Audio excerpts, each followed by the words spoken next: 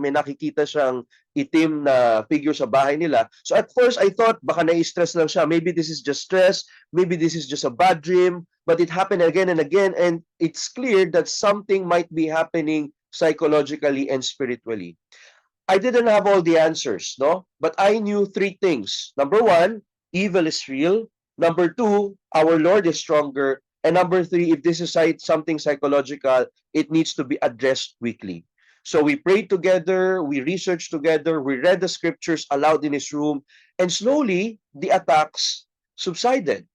But here's what shook me, my dear brothers and sisters. Every time we read the Gospels, and every time I review the Gospels, I saw that Jesus didn't just preach and heal.